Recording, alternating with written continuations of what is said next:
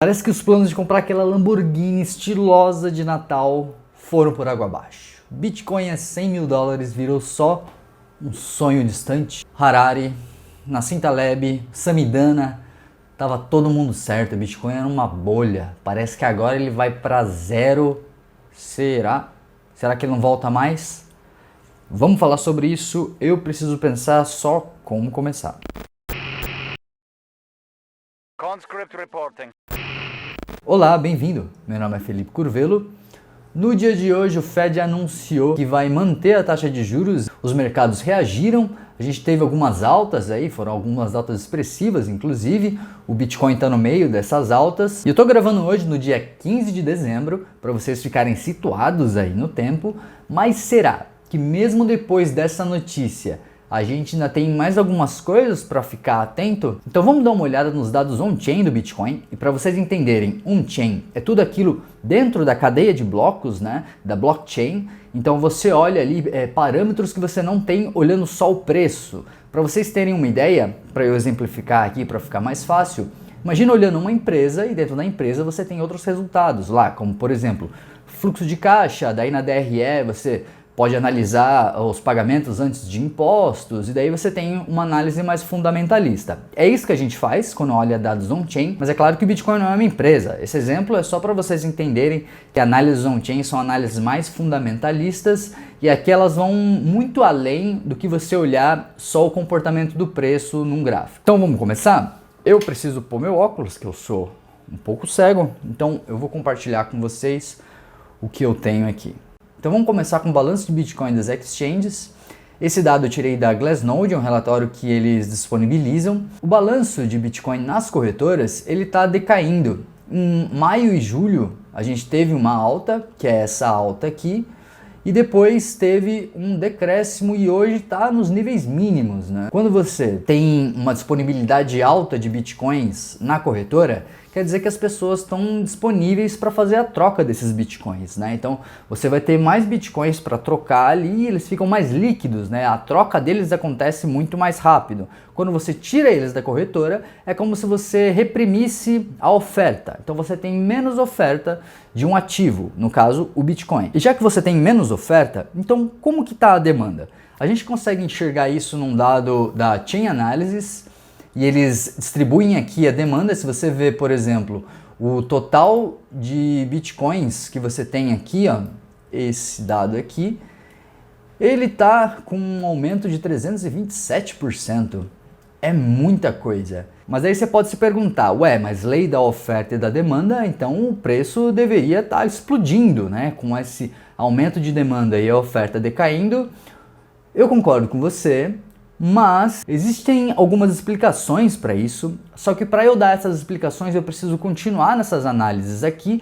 Eu vou dar essa explicação completa no final do vídeo, que daí eu tenho alguns insights sobre o que está acontecendo hoje no preço que talvez seja importante você saber. Então fica comigo até o final, vamos só completar essa análise de indicadores on-chain aqui. Próximo indicador é o Bitcoin Thermocap. E como ele funciona? Você tem essa linha azul, que é justamente o indicador, né, o Bitcoin Thermocap, e se você vê, ele alcança picos, e esse pico indica o final de um ciclo. O preço é esse gráfico verde aqui, e pode ver, toda vez que alcança um pico, o ciclo acaba e o preço cai. Daí depois volta a subir, um pico, e depois o preço cai. Mas então qual seria o ponto de exaustão do indicador? A gente tem essa explicação logo aqui embaixo, que é o gráfico pode ser utilizado para prever o fim do mercado de alta.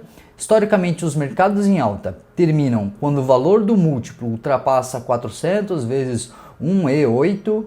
Para atingir esse número hoje, o preço do Bitcoin precisaria atingir pelo menos 139.513 dólares. A gente está bem longe ainda de alcançar um pico de ciclo, né? Então o fim do ciclo aparentemente ainda está longe de ser alcançado. E outra coisa que corrobora para a gente entender o momento do ciclo atual é o hash rate. O hash rate ele é o poder computacional da rede. Esse poder computacional ele implica em pessoas trabalhando para o Bitcoin continuar no seu funcionamento, e ele está nas suas máximas, né? Ele teve aqui um pico nesses últimos dias, deu uma caída, mas ainda assim está em níveis muito altos, né? Se você parar para pensar o que é o hash rate de fato, você pode entender como poder computacional, mas ele também pode ser interpretado como investimento, porque pensa só, para você ter esse poder computacional, você precisa de pessoas dispostas a investir em algo, né, computadores, e, enfim, toda uma estrutura para suportar esses computadores, com eletricidade e tudo mais, e isso vai gerar um gasto, vai gerar um custo. E esse custo ele precisa, de alguma maneira, fazer sentido, né? Então você precisa ter lucro dentro dessas operações que você está fazendo. Eles não iriam estar investindo tanto que está investindo, né? Alcançando as máximas históricas, se não tivesse tendo lucro. Então o preço do Bitcoin, mesmo estando no valor que está, ele dá muito lucro para os mineradores. E isso é um indicativo para a gente de que o mercado, de alguma maneira, está aquecido, que as pessoas estão utilizando o Bitcoin, que o Bitcoin é um ativo que ainda agrega valor para as pessoas. Porque se fosse o inverso, esses caras, esses mineradores, eles simplesmente começariam a desligar as máquinas, né? Então, digamos, o preço do Bitcoin está caindo e não faz mais sentido minerar. Então, eles desligam as máquinas e a partir de agora o preço começa a se ajustar de acordo com o poder computacional da rede. Então, se você tem um poder computacional e você não ofere lucro dentro daquele poder computacional, então você começa a fazer com que o seu custo diminua, reduzindo o gasto com investimento em computadores, reduzindo o gasto com luz, e isso não está acontecendo. É justamente o inverso que a gente está vendo. E a minha tradução para isso é que o mercado é muito atrativo e os mineradores querem acumular o máximo de Bitcoin possível, porque daqui a um tempo vai ser cada vez mais difícil ter o mesmo Bitcoin. Mas então vamos olhar o gráfico. Se a gente ver o gráfico aqui, o preço do Bitcoin está segurando exatamente na média de 200, que é essa linha verde aqui, né? Essa linha verde mais grossa é a média de 200, a média de 200 dias. Ele fez uma resistência ali e hoje, como eu falei para vocês, ele está subindo, né? Ele não chegou muito a passar dessa média, né? Teve isso daqui que logo voltou, né? Essa vela aqui foi muito rápido, não ficou muito tempo abaixo da média de 200 e agora ele segurou muito bem. Então o preço está reagindo de uma certa maneira positivamente. Só que como está o sentimento do mercado? Se a gente pegar o Fear and Greed, a gente vai conseguir ver que o mercado está em medo. Talvez agora melhore um pouco, porque o preço deu uma subida, mas honestamente não acho que vai melhorar muito mais, porque as perspectivas do mercado não estão ainda muito animadoras. Se a gente olhar como está o sentimento nas redes sociais, a gente pode ver que no Twitter as pessoas estão com sentimento positivo. Então você tem um sentimento positivo no mercado, alguns neutros, poucos negativos, e olhando, por exemplo, no Telegram, as pessoas estão positivas também. Alguns neutros e poucos negativos. Então mesmo com as pessoas com medo, né, em geral, existem muitas pessoas, pelo menos nas redes sociais, aqueles que têm mais informações, né, que você consegue, inclusive igual eu estou fazendo aqui, mostrar dados on-chain, essas pessoas que conseguem entender mais a fundo o que está acontecendo no mercado, elas tendem a estar mais positivas mesmo com o preço não ajudando muito. Porque se você olha só o preço, você fica desanimado. Você realmente acha que a gente entrou num mercado ruim, como tem muitas pessoas dizendo, inclusive. Só que nota que esses dados que eu estou te mostrando, eles são extremamente otimistas. E olhando tudo isso, a gente vê que o Bitcoin não morreu. Na verdade, o Bitcoin está em ótimo cenário. Vou tirar meu óculos para falar mais cara a cara com vocês. Porque vamos tentar somar agora tudo isso que a gente viu até aqui, para tentar chegar num consenso de por que o preço não está respondendo. E eu cheguei a duas respostas. A primeira delas é que para o preço começar a subir, a gente precisa primeiro enxergar um esgotamento da força vendedora. Esse esgotamento, ele vem com as pessoas que estão vendendo não conseguindo vender no preço que elas querem. Um exemplo, eu boto uma ordem para vender a 50 mil e daí ela é executada. Eu coloco outra ordem para vender a 50 mil. Só que essa ordem não é executada. Então eu abaixo o preço. Eu coloco a 49 mil. Só que essa ordem de 49 também não é executada. Eu posso reduzir a ordem para 48, só que dependendo do preço que eu comprei lá atrás, eu posso sair no prejuízo. Então digamos que eu tenha comprado em 48. Eu sairia no 0 a 0 ali. Então seria tão interessante para mim. Eu coloco em 48 e ninguém compra. Então eu vou abaixando, eu coloco em 47. mas a partir do momento passa a ficar desinteressante eu vender naquele preço. E eu simplesmente paro de emitir ordens. Hoje não acontece isso. As pessoas continuam colocando ordens porque elas compraram lá atrás, então elas conseguem sair com bom lucro, mesmo o preço caindo tudo isso que está caindo. Por isso é importante a gente enxergar primeiro um esgotamento desse tipo de ordens, ou seja, as pessoas precisam começar a enxergar de uma maneira mais interessante o mercado e a partir daí falar, acho que mesmo vendendo a 48 e eu com lucro, talvez se eu esperar um pouco, essa ordem aqui eu consigo vender mais caro lá na frente. Ou uma segunda hipótese é que ela comece a vender no prejuízo, então que essas pessoas que compraram, por exemplo, a 49,50 comecem a vender agora, que o preço está um pouco mais abaixo, no prejuízo. Para a gente olhar isso, tem um indicador, chama NUPL, que eu vou mostrar aqui para vocês. O NUPL, se vocês verem, ele está agora nessa faixa amarela. Ele começou esse movimento, é provável que aqui seja uma zona de resistência. Ele pode descer até um pouco mais embaixo, mas é bem provável que ele pare por aqui. Não tem problema se ele descer até um pouco mais, até uns 42 mil dólares no preço do Bitcoin.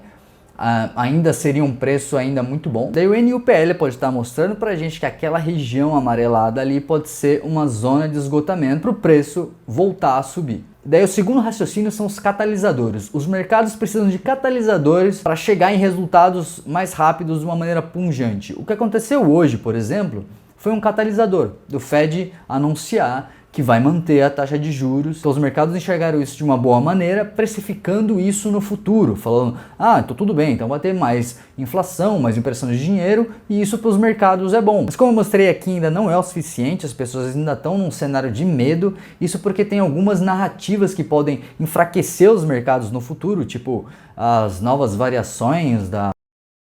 Você tem o aumento da taxa de juros, que ainda é uma preocupação latente, né? Por mais que o Fed tenha adiado isso daí, não sabe quando ele vai aumentar, essas preocupações ainda existem, então o que a gente precisa agora é de um catalisador que vai fazer com que as pessoas se animem, que vão trazer novos ares, alguma notícia boa, porque o mercado ele especula o futuro, e daí o futuro é feito de notícias, é feito de novidades. Então, quais seriam as novidades que poderiam catalisar esse mercado, que poderiam levar o preço a outros patamares? Difícil falar, mas assim, a gente pode arriscar aqui, talvez um país adotando as criptomoedas, né? Um país, não precisa nem ser um país maior, algum outro país. Se for um país maior, melhor ainda. Quem sabe um ETF de spot de Bitcoin, né? Porque a gente tem hoje um ETF de futuros, que é muito diferente, né? Então um ETF que faça realmente a custódia do Bitcoin seria algo engrandecedor para o mercado. Enfim, são muitas as especulações, a gente poderia ficar muito tempo falando aqui, mas a verdade é que esse catalisador precisa vir em algum momento e a partir dele o mercado seria impulsionado. Até lá a gente vai continuar nos níveis atuais, dando, claro, um impulso para baixo, um impulso para cima. Não vai ter muita novidade que vai fazer com que os preços subam, porque apesar do Fed ter anunciado uma coisa boa hoje, isso ainda não é o suficiente para a gente chegar num impulso de preço que a gente estava planejando, né, de 100 ou até mais que isso. Os mercados estão muito receosos e a gente tendo uma soma de notícias boas, como por exemplo a variante não ser tão preocupante, né, uma cura definitiva aí para...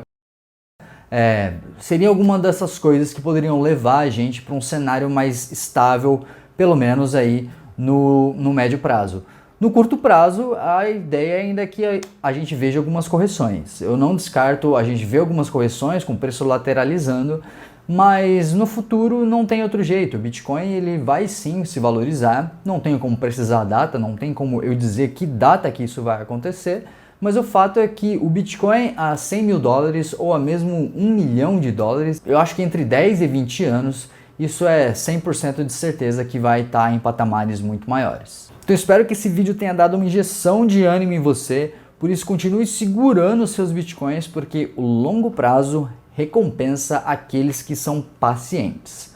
Seja paciente, não precisa olhar o gráfico, deixa o gráfico de lado, o tempo vai te recompensar essa paciência que você está tendo hoje. Eu espero que você tenha gostado desse vídeo, deixa seu like se isso for verdade, se inscreve aqui no canal caso ainda não seja inscrito, porque isso me ajuda muito, ajuda o canal a crescer e a mensagem a chegar em outras pessoas. Se você quiser me seguir nas redes sociais, vai estar tudo aqui embaixo na descrição, inclusive meu site, que tem muitas coisas bacanas lá, como artigos e também algumas coisas sobre criptomoedas. Muito obrigado se você assistiu até aqui. Até a próxima. Tchau, tchau.